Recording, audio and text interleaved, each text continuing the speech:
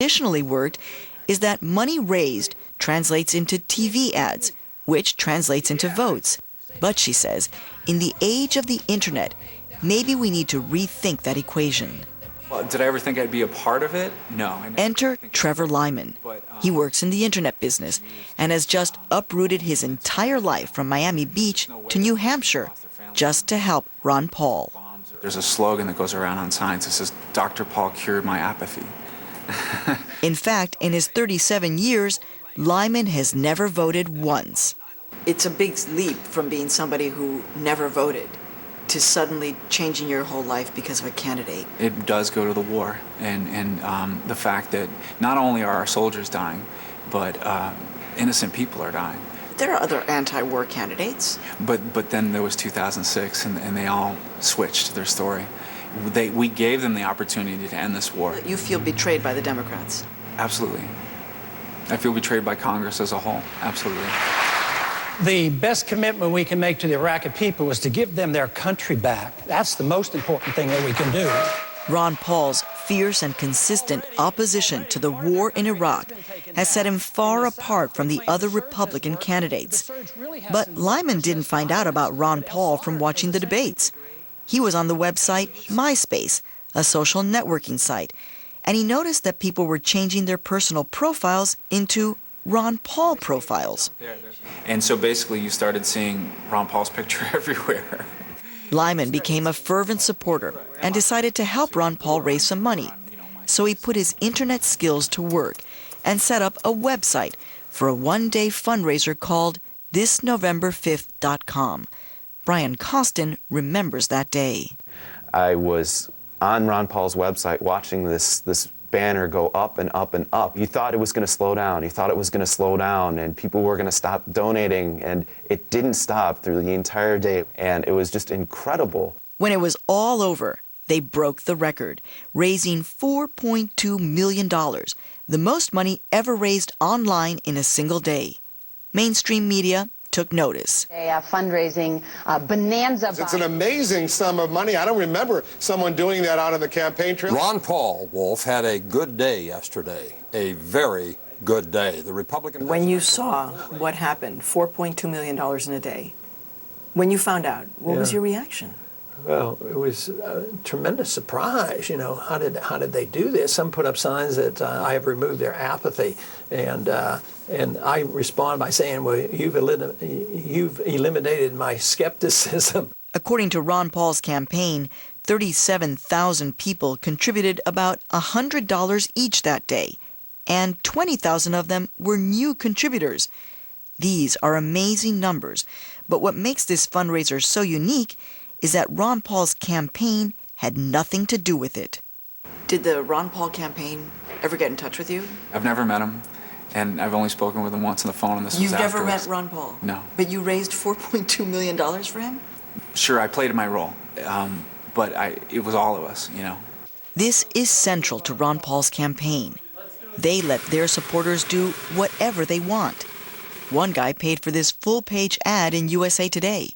This couple turned their van into a Ron Paul mobile, and supporters are coming up with their own campaign slogans, like the Ron Paul Revolution. This appeals to everybody's, independence. It's a small sign, but it means big, big things. And that kind of independence has created a lot of excited and dedicated supporters. Do you think, though, that there's a danger, because your campaign is not top-down, that people essentially can say and do with you whatever they want? You're not managing that. No, and it's risky. Freedom is risky. Sometimes people send me money and their lifestyle is something I don't like and don't agree with. It's true. Ron Paul has some controversial supporters, including a brothel owner and white supremacists. They're attracted to his message of small government with few regulations. But Ron Paul doesn't think he should give any of their money back. Should our main task be going through there and checking on 65,000 people and what their personal beliefs are? It's impossible. I got their money away from them. So it's a plus, because I'm going to spend it for what I consider a very positive thing. But you could make a statement now that says, I do not want any white supremacists. I don't. I don't. I think the philosophy of white supremacy is completely wrong. It's immoral. So you do not want white supremacist groups supporting your campaign? No, I don't, because it just muddies the water. So why would I want their money? Why? I don't need it. You know. Until now, Ron Paul has never said publicly that he doesn't want contributions from white supremacists. I'm Ron Paul, and I'm running for president. But now that he's flush with cash, Ron Paul is running ads in New Hampshire, the site of the first primary next month, and his poll numbers are beginning to rise. I say we need Ron Paul for president. If Ron Paul could win any primary, New Hampshire would be the place. His libertarian ideas resonate well in the live free or die state. But what would a Ron Paul world really look like? So paint a picture of a big American city and what it looks like with you as a libertarian Republican in office. How does it function? Well, the federal government would just be out of that city. They wouldn't be there. And he means it. Ron Paul wants the government out of almost every aspect of our lives. If he got his way, he would dismantle a lot of federal programs. The Federal Reserve? Yes, eventually, but I'm not for turning it off in one day. The U.S. Department of Education? Oh, yes, I would do that. Income tax? Oh, yeah, that's high on my agenda. But if you want no IRS and no big government, you have to assume responsibility for yourself. That means that if you don't take care of yourself, you can't come begging and crawling and using force to take something from your neighbor. You're responsible for yourself. Well, the idea that government, if it isn't done at the national level, will be done more locally, that's one of the libertarian creeds. David Epstein teaches political science at Columbia University. He says Ron Paul's philosophy of a lot less government and more personal responsibility ignores the reality of the society we live in. Part of it is that everybody can pull themselves up by their bootstraps and everybody should take responsibility for their lives. The problem with that is that not everybody starts at the same starting point. Epstein says people come from different backgrounds. They don't have the same access to education or health care or make the same income.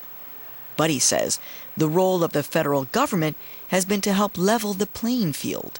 When it comes down to it, Americans agree there should be some social safety net. So to emphasize the personal responsibility part without saying that government also has some responsibility to help people when they're down is, I think, losing half the equation. But Epstein says in the current political climate, it's no surprise that Ron Paul's message has attracted a lot of committed supporters. A lot of the Ron Paul supporters now are very angry. They're looking at the political process and they're thinking they've been duped, they've been lied to, they haven't been told the truth. They don't see either party really fighting hard for their rights, and they think now's the time for them to take back government. And it's that feeling that drives this meetup group in New Jersey to get together every week. They've been gathering religiously for the past 6 months. Today, they're making more signs for their weekly rally. When I got involved in June, there was virtually no media coverage at all. And since I've been standing out in the corner every weekend since June and just doing this and really spreading the word, now there's a lot more coverage and it's really great. So I really believe that we're making a difference. Most campaigns work to connect more supporters with the candidate. But Zephyr Teachout says Ron Paul supporters are connecting more with each other. And that's a new way of building a political movement. The funny thing about the Ron Paul campaign is he's like a little dot here in the middle. And all the support and excitement and creativity and generativity is out here. And that's he's not going to win the presidency. But that's a really powerful structure and probably will outlast the campaign. Back in New Hampshire, Trevor Lyman is helping plan an even bigger one-day fundraiser on December 16th, appropriately on the anniversary of the Boston Tea Party. They hope to set another new money-making record. But will Ron Paul's ideas have any lasting political impact? What's your greatest fear about what's going to happen in the presidential elections? I mean, if Ron Paul doesn't win. It's not about Ron Paul. It's about this message. It's about this idea of returning to the principles of America.